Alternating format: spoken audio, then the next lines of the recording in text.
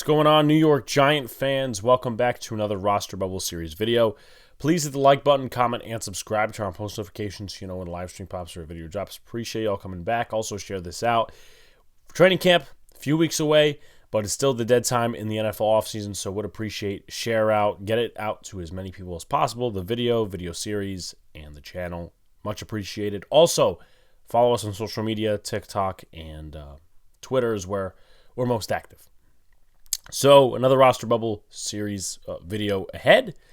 And in this one, we're going to do Jordon Riley, the Giants' 7th round pick from this past year, this past draft, a few months ago, actually. But how I do these videos is I take a player that's on the cusp of being cut. I talk about their background, competition, how they could win a spot on the roster, how they could lose a spot on the roster, and a prediction at the end. I've been doing this series, I think, for 3 years now. This might be 3 years straight or 2 years straight because, I don't know, it depends on consistency. But anyway, back to Jordon Riley. He is 25 years old, so he's one of the older rookies on the roster. I think JMS is also 25 or 24 years old. But Riley has a resume of a lot of different colleges, and his college resume just overall in terms of playing is a lot. Now, not a ton of games individually in certain years, but we're going to go over it right now. So 2017 was with North Carolina for 2 games, 6 total tackles, red shirt the next year. 2019 he plays for Garden City Community College. There he had 26 tackles, 2 sacks, 3.5 tackles for a loss in 9 games. Commits to Nebraska in the COVID year, 1 tackle in 1 game. Nebraska, again in 2021, 4 games, 7 total tackles, 1 tackle for a loss. And then 2022 was his most productive and consistent year. 13 games, total of 21 tackles, 1.5 tackles for a loss, half a sack, and a pass deflection. If you look at PFF grades, which I'll just throw out anyway, I'm not crazy about them, but just to offer more insight, 55.4 against the run last year and 58 in terms of pass rush. So overall, just getting the scope of this player, Jordon Riley, he's going to be a backup in this league. He's not going to be a starter. Now, I could be very, very, very wrong, but it's going to be interesting to see if he makes the roster because there's a lot of guys that have been a little bit more consistent in different areas more than he has. I mean, he only played 13 games this year, which obviously you would expect, right? That's 13 games, college, whatever. But, didn't play many games at all with Nebraska in the 2 years he played there. 5 games in 2 years, 2 games with North Carolina, played 9 games with a community college. So I'm not trying to say, oh, well, this is a bad pick or this, that, and the other thing. I'm just stating the facts. He doesn't stack up well against some of these other guys that he is competing with. Now, you look at the competition. Kobe Smith, who probably is right in line with him because Kobe Smith, for the past few years, has been floating around on practice squads, including the Tampa Bay Buccaneers. DJ Davidson, who played 5 games with the Giants last year, tore his ACL, and he's trying to rehab from that. It'd be interesting to get an update from the beat reporters in terms of his rehab. Ryder Anderson, who was an undrafted free agent last year out of Indiana. He played well in the snaps that he got. Obviously, just a rotational piece. Joaquin Nunez-Roches, free agent signing from Tampa Bay, and also played with Kansas City in the past. And then Vernon Butler, who played with the Panthers in the past. He played with the Bills in the past, was with the Giants in 1 game last year against Washington, and well, to be honest, that particular game, the Giants didn't do well against the run. So that doesn't help Vernon Butler's case. We already did a video on him. Please go check it out.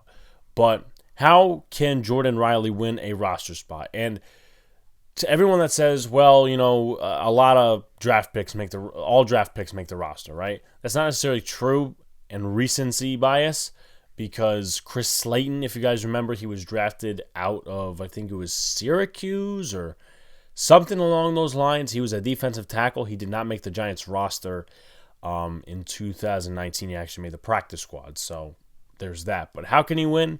Gap discipline, make effective tackles. The Giants need depth in terms of depth defensive tackles, right? Obviously, you're probably going to have a 4 of Nacho and Ashawn as the rotational pieces with Dexter Lawrence and Leonard Williams as the forefront. But what if some guys get injured and the Giants need some other players to rotate in and be at least effective against the run? They didn't get that from Justin Ellis last year. They did not get that the year beforehand from Danny Shelton. They really didn't get it from Henry Mondeau.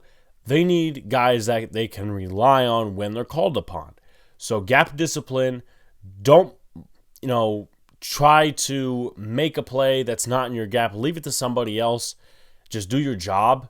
That's the basic shit. Make effective tackles. Try to miss as less tackles as you can. I know that's kind of a simpleton answer, but when you're trying to find a way onto a roster and the team hasn't invested much in you, it's kind of the way it goes. So there's that gap discipline, make effective tackles. Put yourself in position for other teammates to make a play. Just be there. Show more as a pass rusher and bat balls. Bat as many balls as you can at the line of scrimmage. That would help. And show more as a pass rusher. They could use some interior rush, the Giants. They didn't really get it much with Mondeau. Justin Ellis, I think, had his first career sack last year, or career full sack last year. Once again, the Giants, I think, did a good job this offseason of starting up at least two guys behind Leonard Williams and Dexter Lawrence. Why not more? And I think Jordon Riley, he's mostly a run defender from what I'm looking at the stat sheet. But, maybe he could do more. And guess what? That would better his chances of making the roster. How can he lose? Injury. I don't know what his injury history looks like, or it's just based on the fact that he wasn't good enough to play in some of these games. Hence for Nebraska, hence for North Carolina. He played a lot of games, obviously, with Oregon the past year and Garden City Community College in 2019. But the consistency worries me a little bit. So injury, blown out versus the run. Once again, Giants need depth defensive tackles. And if there's guys like Vernon Butler and Ryder Anderson, Kobe Smith, and DJ Davidson that make better plays a little bit, or a lot more than Jordon Riley, you could probably bet he's going to end up on the practice squad and locked up as an interior rusher. Make the most of your opportunities as a pass rusher. Once again, that's probably not his forte, but when you're trying to make an NFL roster, try to do other things. Be versatile. And once again, it's not like he's going to be facing, the one squad. No, he's going to be facing 2s and 3s. So I would expect a little bit more from Jordon Riley, even though he hasn't been that consistent in his career. But anyway, also as well, I'll add this in before we get to the prediction. Shouts to Nick Filato on this one. 10 total pressures and 19 stops in his career, in his college career, meaning Jordon Riley. That's according to PFF. But anyway, with that being said, prediction, I think Jordon Riley is not going to make the roster. I think he'll be a practice squad guy. I just don't see where the Giants have room for him, and I see a lot of players stacking up, having better skill sets and abilities more than a guy like Jordon Riley. I think DJ Davidson is better. I think Ryder Anderson is more of an end, but I think he could possibly do a little bit more. Nacho, obviously. Kobe Smith, he's probably on the same level, and Vernon Butler, Butler's been tossed around, so he might be on the same level, but the Giants are not going to keep 7 defensive linemen. They'll probably keep between 5 and 6. Like, comment, subscribe to all the good stuff. Turn on post notifications so you know when live stream pops your drops. Appreciate you coming back.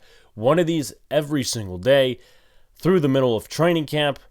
And that's pretty much that. Peace out, guys. See you later. Stay cool. Let's go, Big Blue.